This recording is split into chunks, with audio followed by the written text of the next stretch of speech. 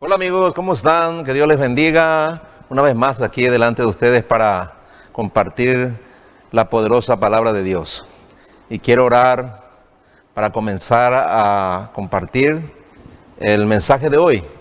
Si está ahí en su casa, me acompaña en oración, por favor. Señor, te doy las gracias por este tiempo.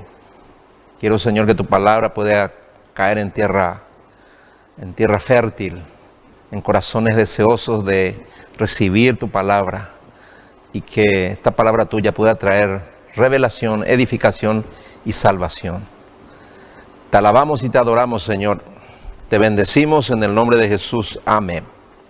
El título del mensaje que hoy quiero compartir es Vida después de la muerte. Vida después de la muerte. En general, las personas nunca saben si hay vida después de la muerte. Aunque muchos tienen una religión, no todos creen que hay vida o que puede haber vida después de la muerte. Es una incertidumbre. Aún muchos cristianos no piensan mucho en eso. Es un tema que nunca es revelado completamente. Entonces hoy quiero tocar algo al respecto para que en nuestra memoria quede fijada la realidad de la vida después de la muerte. Y es que el mundo está lleno de muertos espirituales. Antes de conocer a Cristo y recibir la salvación, nosotros también estábamos muertos en nuestros delitos y pecados, pero no podíamos darnos cuenta de nuestra terrible condición. Pues, ¿cómo puede un muerto entender que está muerto? No puede. Efesios capítulo 2, verso 5 dice: estábamos muertos espiritualmente a causa de nuestras ofensas a Dios o a causa de nuestros pecados, pero Él nos dio vida al unirnos con Jesucristo. Recién después de ser salvos y pasar de muerte a vida, vemos a los muertos espirituales que están a nuestro alrededor, porque ahora tenemos vida espiritual, la vida de Cristo. Diariamente los hijos de Dios se relacionan, hablan, comparten, juegan y hasta duermen con muertos. ¿Qué nos caracterizaba cuando estábamos muertos? Que estábamos ciegos y éramos insensibles a las cosas espirituales. Amábamos el pecado y no teníamos esperanza. Como dice el apóstol Pablo en Efesios 2, verso 12, en la segunda parte: ustedes vivían sin Dios en el mundo y sin ninguna esperanza. ¿Cómo te das cuenta de que estás frente a un muerto? Primero, el muerto solo ve lo terrenal, solo entiende lo que puede percibir con sus sentidos físicos, con su vista, oído, olfato, gusto y tacto. Segundo, existe para satisfacer sus necesidades egoístas. Su yo es la persona más importante. Tercero, se guía y es gobernado por sus emociones, sentimientos y por sus razonamientos humanos. Y cuarto, aunque sea un fiel devoto de su religión, no tiene vida espiritual. No tiene una relación con Dios, no conoce a Dios. Y su esperanza termina con la muerte física. Pregúntenle a cualquiera: ¿qué estás esperando en este tiempo con muchas ansias? Y si su respuesta es algo más o menos así: que termine esta crisis, que volvamos a la normalidad, que salgamos vivos de esto, que vuelva el fútbol, que podamos viajar otra vez, que podamos salir a fiestas, a las discotecas, a festejar aniversarios, cumpleaños, que podamos congregarnos nuevamente, etcétera. La esperanza de un muerto espiritual está en lo terrenal, está exclusivamente en lo que puede obtener en este mundo. ¿Cuál es la esperanza de los que tienen vida espiritual, de los que antes estábamos muertos, pero ahora tenemos la vida de Cristo. Lo dice Romanos capítulo 8, versos 22 y 23. Dice así: todos sabemos que hasta hoy toda la creación se queja de dolor y sufre como una mujer con dolores de parto. No solo el mundo, sino también nosotros sufrimos, pero ya tenemos el Espíritu como anticipo de la promesa de Dios. Ahora esperamos que Dios nos dé todos los derechos como hijos suyos cuando nuestros cuerpos sean liberados. Eso es lo que estamos esperando, que nuestros cuerpos sean liberados. Eso dice aquí el apóstol Pablo. Y continúa diciendo en los versículos 24 y 25. Cuando fuimos salvos recibimos esa esperanza. Pero una esperanza que se ve no es realmente una esperanza. ¿Para qué esperar lo que ya se ve? En cambio, nosotros estamos esperando lo que aún no podemos ver y lo esperamos con paciencia. Los que ahora estamos vivos entendemos perfectamente que toda la angustia que padecemos en este tiempo son el anuncio de que la venida de Cristo está muy cerca, más cerca que nunca. No lo vemos, pero por el Espíritu entendemos que las cosas que están pasando muestran que nuestra redención está cerca y el encuentro con nuestro Señor. Los vivos no estamos esperando a que el gobierno autorice a la iglesia para tener de nuevo reuniones presenciales. No, la iglesia ahora debe prepararse para su encuentro con Cristo, no para volver a la normalidad y para tener de nuevo cultos presenciales como antes, aunque eso pueda suceder más adelante, sino para entender el propósito de Dios para este tiempo, para despertar a los muertos de la iglesia y dar vida por medio de Cristo a los muertos del mundo, ahora que están en gran aflicción y desesperanza. Este es el tiempo de la iglesia, el tiempo de la aflicción, el tiempo de la desesperanza, el tiempo en que lo que el mundo ofrece ya no es seguro, sino incierto. Porque Dios no es Dios de muertos, sino de vivos. En Lucas 20, unos saduceos que no creían en la resurrección de los muertos le preguntaron al Señor Jesús sobre el tema. Específicamente le dijeron: si una mujer se casa o se casara con un hombre y muere él sin darle hijos, y por la ley del levirato su hermano inmediato se casa con esta mujer, pero que también muere sin darle hijos, y así sucesivamente se casa con los demás hermanos, es decir, con los 7, y todos mueren. Luego muere también ella. Y le preguntan: en el cielo, ¿de quién de los 7 hermanos será esposa? Y esta es su respuesta, la respuesta del Señor sobre la vida después de la muerte. En los versículos 34 al 36 dice así: Jesús les dijo: en esta vida la gente se casa. Algunos serán considerados dignos de ser resucitados de la muerte y participar en la vida venidera. Pero entonces no se casarán. En esa vida la gente será como los ángeles y no morirá. Ellos serán hijos de Dios porque habrán sido resucitados. Versos 36 al 38. Moisés demostró que la gente es resucitada de la muerte en la historia sobre la zarza ardiente. Ahí decía que el Señor es el Dios de Abraham, el Dios de Isaac y el Dios de Jacob. Dios no es Dios de muertos, sino de vivos, porque para Dios todos ellos están vivos. Hablando de Abraham, de Isaac y de Jacob, ellos están vivos en la presencia de Dios. Y así tal cual también todos nosotros los cristianos, cuando morimos pasamos de muerte a vida. Es decir, en realidad ya no morimos, vivimos eternamente. Solo este cuerpo el cual llama el apóstol Pablo cuerpo de muerte, este cuerpo nuestro va a morir, va a ser sepultado, va a ser polvo, pero estamos vivos espiritualmente, estamos vivos delante de Dios desde ahora y para siempre.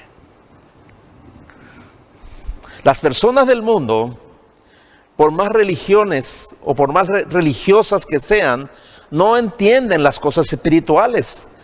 Como dice 2 Corintios 2:14, el hombre natural, dice, no percibe las cosas que son del Espíritu de Dios porque para él son locura, pues se han de entender espiritualmente.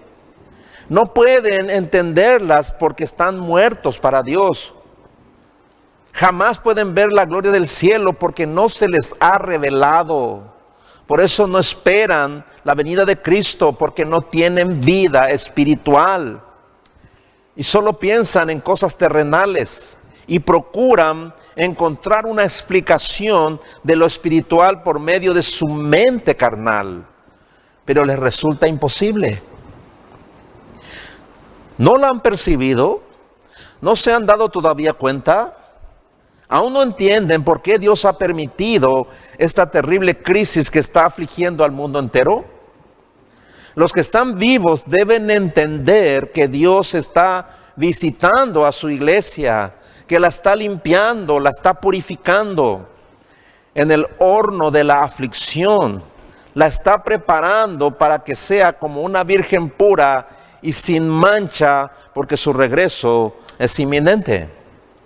No había otra forma de quitar a la iglesia de su tibieza, de su conformismo, de su comodidad y de su religiosidad. Romanos capítulo 8, verso 17 al 18, dice así: por ser hijos de Dios, recibiremos las bendiciones que Dios tiene para su pueblo. Dios nos dará todo lo que le ha dado a Cristo, pero también tenemos que sufrir con Él para compartir su gloria. Yo reconozco que tenemos que sufrir ahora, dice el apóstol Pablo, pero esos sufrimientos no son nada comparados con toda la gloria que vamos a recibir después. Lo dice muy claramente, cuando sufrimos, como resultado podemos ver la gloria de Dios. Mi hermano, mi hermana, si estás sufriendo, que no sea en vano. Si has enfermado aún de coronavirus, si tu economía ha sido afectada, si has perdido bienes materiales, si tu matrimonio está en crisis, si tus hijos se han rebelado, si la aflicción está llenando tu vida, no temas, no pienses mal, no te quejes, no te apartes de la verdad, sino entiende que Dios te está preparando para su venida, para que veas su gloria. En 1 de Pedro capítulo 1, verso 7 dice: tales dificultades serán una gran prueba para su fe y se pueden comparar con el fuego que prueba la pureza del oro. Pero su fe es más valiosa que el oro, porque el oro no dura para siempre. En cambio, la fe que pasa la prueba dará alabanza, gloria y honor a Jesucristo cuando Él regrese. Y en 1 de Pedro capítulo 4, versículos 12 y 13, dice: queridos hermanos, no se sorprendan con la dolorosa prueba por la que están pasando como si fuera algo extraño. Más bien alégrense de compartir los sufrimientos de Cristo para que estén llenos de alegría el día en que Él aparezca con su gloria. Los sufrimientos que trajo esta pandemia deberían ya mostrarte la gloria venidera. Deberíamos estar esperando que la gloria de Cristo sea revelada en su regreso. Entonces, ¿estás viendo el propósito de Dios para tu vida y para la iglesia en este tiempo? No es que ores para que la iglesia se abra y vuelvas a congregarte como siempre lo hacías. Eso no tiene sentido. Lo que Dios quiere es santificarte por medio de la prueba para que estés preparado, para que estés preparada, velando y orando para su venida, como las 5 vírgenes prudentes o como el siervo fiel y prudente. Mientras los muertos del mundo se entregan al pecado y a los vicios y a los excesos, esperando que retorne el fútbol presencial, que se abran los bares, los casinos, las discotecas y poder también salir a vacacionar. La actitud que todo cristiano vivo en este tiempo es que debe ser conforme a lo que dice Romanos capítulo 6, verso 13.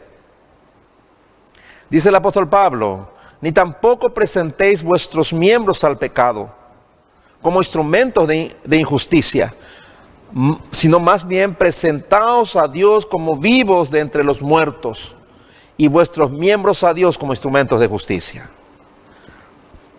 No puedes andar como los muertos, porque tienes vida, la vida espiritual, la vida de Cristo. No puedes andar como andan los muertos, sin entendimiento y poniendo tu esperanza en lo terrenal, en lo temporal, en que la vida vuelva a ser como antes. Miren lo que Pablo dice de tales personas en Filipenses capítulo 3, verso 18 al 20. Pues ya le dije varias veces y ahora se los repito de nuevo con lágrimas en los ojos. Hay muchos cuya conducta demuestra que son verdaderos enemigos de la cruz de Dios, de la cruz de Cristo. Van camino a la destrucción. Su Dios son sus apetitos, sus propios apetitos. Se jactan de cosas vergonzosas y solo piensan en esta vida terrenal. En cambio, nosotros somos ciudadanos del cielo, donde vive el Señor Jesucristo, y esperamos con mucho anhelo que Él regrese como nuestro Salvador. Cuando ves todo lo que pasa, ¿qué debes pensar? ¿Qué estás esperando? Hermanos, este es el mejor tiempo para que los muertos vuelvan a la vida. Dice en Lucas 15, versículos 10 al 12,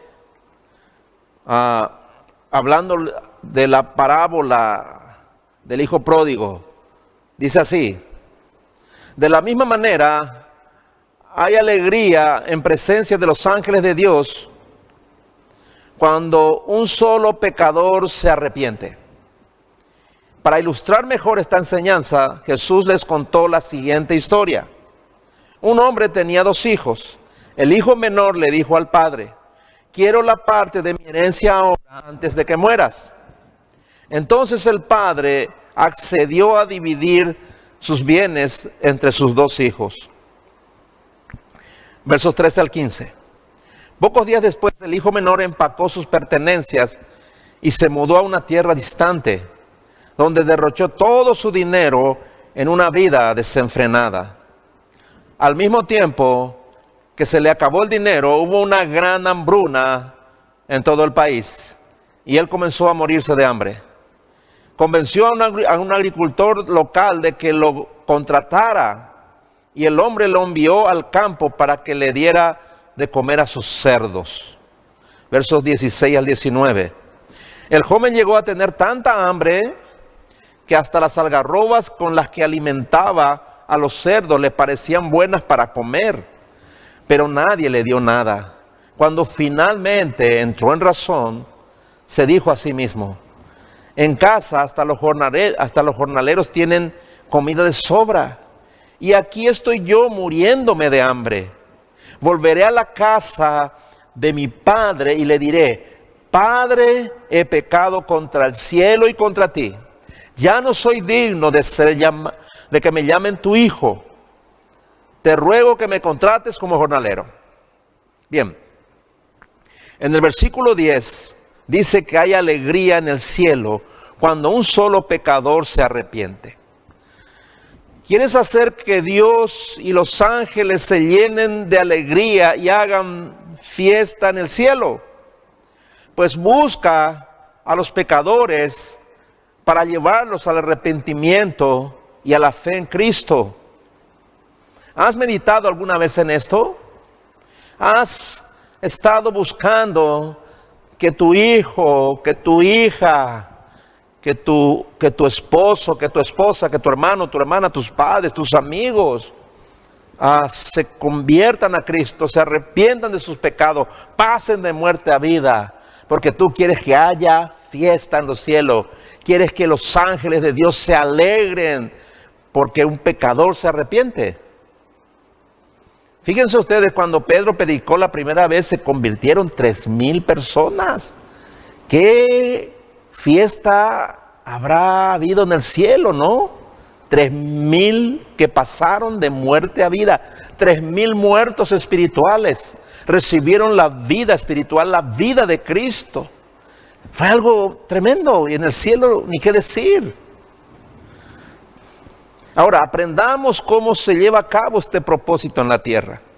Vamos a volver a leer los versículos 11 al 13. Dice así: para ilustrar mejor esta enseñanza, Jesús les contó la siguiente historia. Un hombre tenía 2 hijos. El hijo menor le dijo al padre: quiero la parte de mi herencia ahora, antes de que mueras. Entonces el padre accedió a dividir sus bienes entre sus 2 hijos. Pocos días después, el hijo menor empacó sus pertenencias y se mudó a una tierra distante, donde derrochó todo su dinero en una vida desenfrenada. A los muertos espirituales solo le interesan las cosas materiales y los placeres de la carne. Son inmorales y completamente insensibles. Eso dice Efesios capítulo 4, versos 18 y 19. Ellos son ignorantes y no entienden, se niegan a escuchar. Por eso están alejados de la vida que viene de Dios. Han perdido la vergüenza, se han dedicado a la inmoralidad y se entregan cada vez más a cometer toda clase de perversiones. Este hijo pródigo fue a vivir perdidamente, dice la Biblia. El hermano le dice después al padre: este es tu hijo que ha consumido tus bienes con ramera, dice. Fue a derrochar su vida, a perderse totalmente con el dinero de su padre. Perdió la vergüenza, se dedicó a la inmoralidad y se entregó a vivir una vida completamente perdida.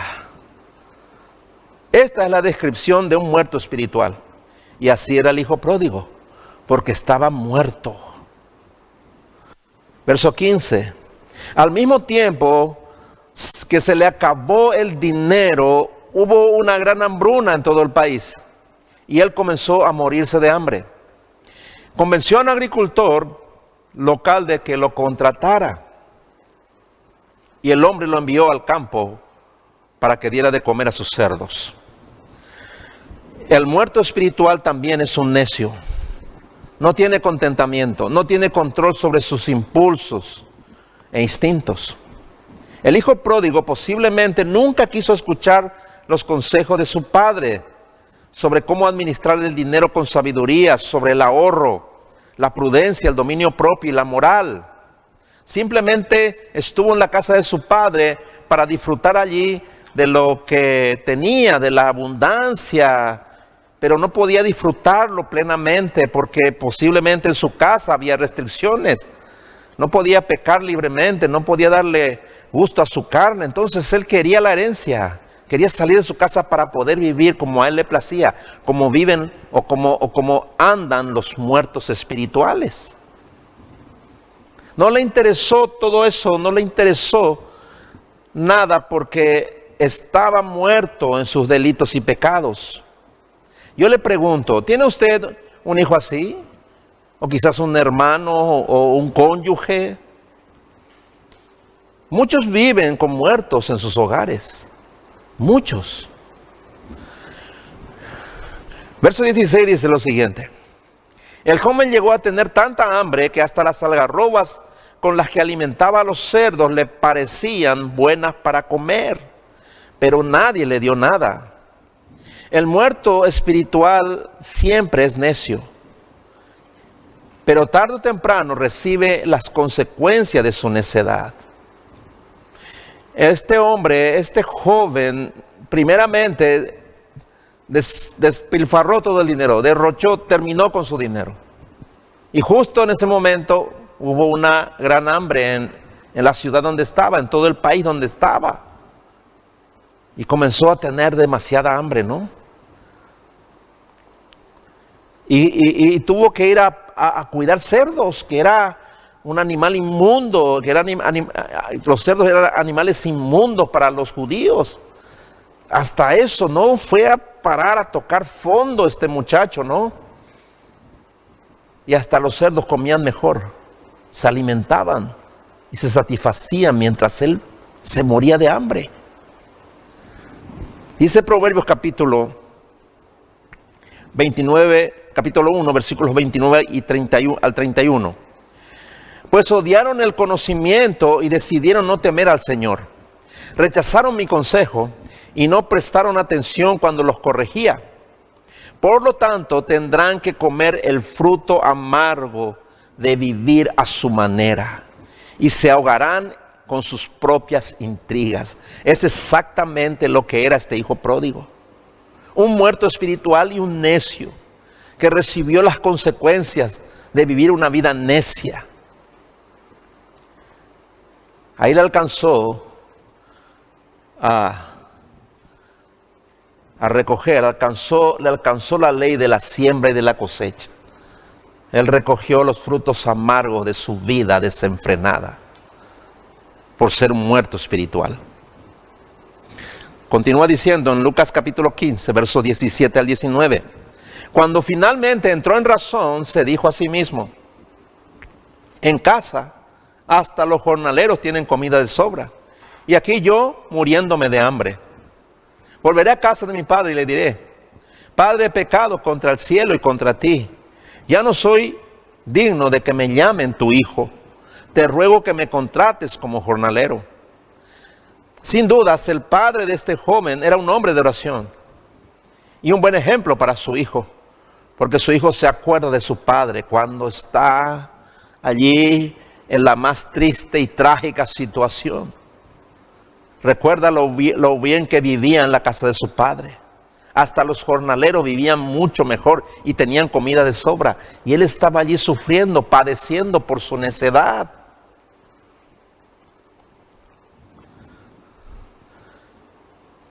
Y Dios escucha la oración de este padre y permite que su hijo lo pierda todo, acabando en una profunda miseria.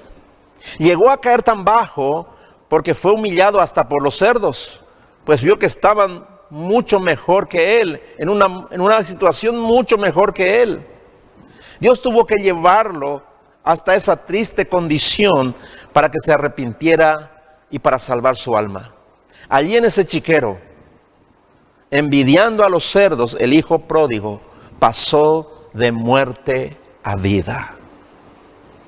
En el Salmo 51, 17 dice el salmista: los sacrificios de Dios son un espíritu quebrantado.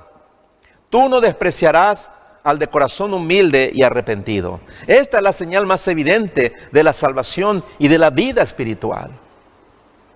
A veces, o quizás usted, cualquiera de ustedes, tenga a un hijo pródigo, tenga a su cónyuge que es pródigo, tenga usted a su esposa que es una mujer pródiga, y está orando por él, por ella, por ellos.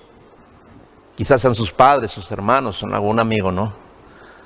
Pero en este caso es un familiar amado, ¿no? Le digo una cosa, el muerto espiritual tiene que tocar fondo, normalmente. Muy difícilmente un muerto espiritual se convierte sin pasar por la aflicción, por el sufrimiento, por el dolor. Usted debe estar preparado cuando usted está orando por un hijo pródigo, por un cónyuge, por un esposo, por una esposa, por un hermano pródigo. Debe esperar que se vaya. Debe esperar que toque fondo. Debe esperar que le ocurra todo eso para que vuelva en sí. Y muchas veces es necesario. Pero usted debe seguir orando, porque Dios tiene que llevarlo a la humillación para arrepentirse y para pasar de muerte a vida. En Lucas capítulo 15, allí estamos, ¿verdad? Leemos los versículos 20 al 23. Entonces regresó a casa de su padre, y cuando todavía estaba lejos, su padre lo vio llegar. Lleno de amor y de compasión, corrió hacia su hijo, lo abrazó y lo besó. Su hijo le dijo: Padre, he pecado contra el cielo y contra ti, y ya no soy digno de que me llamen tu hijo. Pero su padre dijo a los sirvientes: Rápido, traigan la mejor túnica que haya en la casa y vístanlo. Consigan un anillo para su dedo y sandalias para sus pies. Maten el ternero que hemos engordado. Tenemos que celebrar con un banquete. Este padre estaba vivo para Dios, porque tenía fe y esperanza. ¿Por cuánto tiempo habrá orado esperando que su hijo muerto regresara a su casa vivo? ¿Cuántas veces al día habrá salido esperando verlo a lo lejos? ¿Quién sabe? Pero su fe fue recompensada. Un día, como muchas veces, salió y vio a lo lejos a su hijo y supo que regresaba vivo y corrió a su encuentro. Sin duda ya no era aquel muchacho orgulloso, insensible, rebelde, inmoral y necio. Había nacido de nuevo y era necesario celebrarlo con un banquete. ¿Cuántas veces durante tu existencia participaste de fiestas para agasajar a muertos? ¿Cuántas veces celebraste fiestas para ti mismo cuando estabas muerto? Pero alguna vez hiciste una gran fiesta el día que tu hijo, tu hija, tu esposo, tu esposa, que estaban muertos, volvieron a la vida. ¿Nunca lo hiciste? Pues te digo que en el cielo hubo una gran fiesta.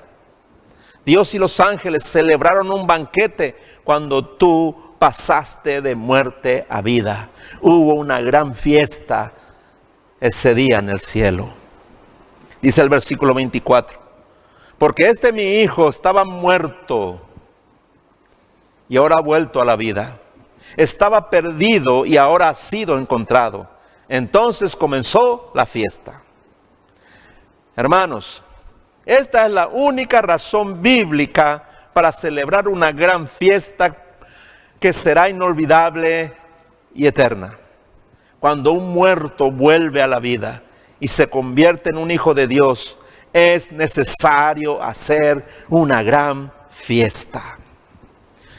Dice en el último versículo del capítulo 15, en el versículo 32, el último versículo de esta parábola, dice el Padre: Pero era necesario hacer fiesta y regocijarnos, porque tu hermano, le dice al otro hijo, estaba muerto y ha vuelto a la vida. Estaba perdido y ha sido hallado. Hermanos, oremos para que Dios nos conceda el deseo de hacer fiesta aquí en la tierra por cada hijo pródigo, por cada cónyuge pródigo, por cada hermano pródigo, por cada padre y madre pródigos, el día que pasen de muerte a vida y nos gocemos con Dios y con los ángeles del cielo para siempre. Yo espero que así sea. Yo no quiero morir antes de ver a mis hijos pródigos ser salvos, a mis amigos, mis parientes cercanos, y algunos que se congregan aquí en la iglesia, que pasen de muerte a vida, que puedan realmente disfrutar de la vida después de la muerte. ¿Y usted qué desea? ¿Ya lo sabe? Que Dios te bendiga.